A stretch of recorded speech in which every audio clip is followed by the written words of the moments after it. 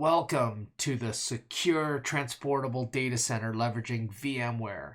I am Jason Maynard, and we will be hanging out for the next 4 hours digging into this topic. Here is a quick synopsis of the course. Course introduction, a little bit about me and the course overview, which we are covering now. Section 2 will be mini platforms, both standard and ruggedized. We will be focused on platforms we will be using throughout the course, but will provide an overview of products available. We will then move on to hypervisors in general and get a better understanding of what they are. Section 3, deployment, we will cover the installation of VMware Workstation, which is a hypervisor type 2. We'll deploy that on our mini PC form factor and then move on to installing ESXi, which is a hypervisor type 1, while considering performance optimizations. Finally, we will cover networking and securing ESXi. Section 4, Use Case 1, Remote Web Services. We will cover the use case on providing web services to a field location that is remote, while optimizing the delivery of this service using infrastructure as code.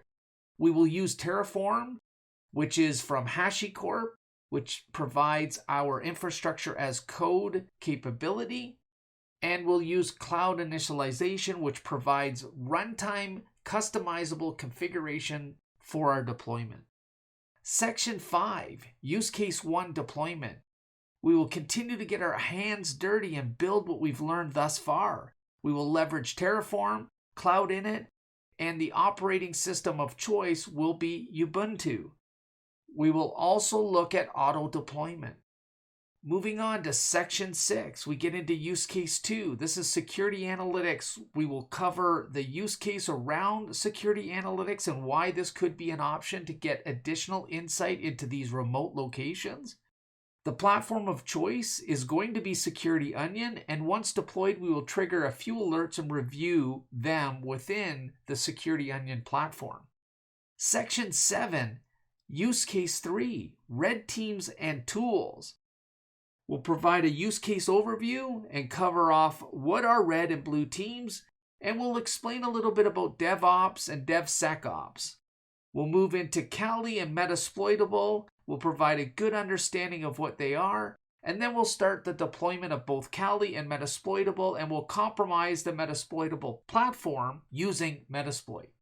Section 8, this is where we're going to pull it all together under one configuration. We'll do a full deployment of all components. Web services this time will leverage Docker.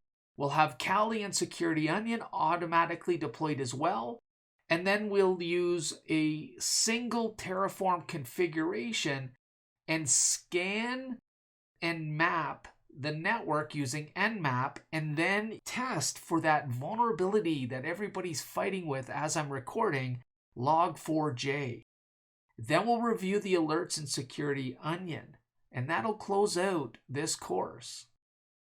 Prerequisites. So hardware required. So at a minimum, and I mean a bare minimum, 4 to 8 gigs of RAM, 2 to 4 CPU cores, 100 gigs for VMs, and that's really stretching it. Now you can get away with a smaller disk and use thin provisioning, but as I mentioned, I think that's the minimum and you probably want more. Recommended 32 to 64 gigs of RAM. Remember, we're running multiple virtual instances on this mini PC. 4 to 8 CPU cores and 1 terabyte of SSD drive. Software required. We're going to need ESXi. So you can go ahead and log into or register with VMware and download ESXi.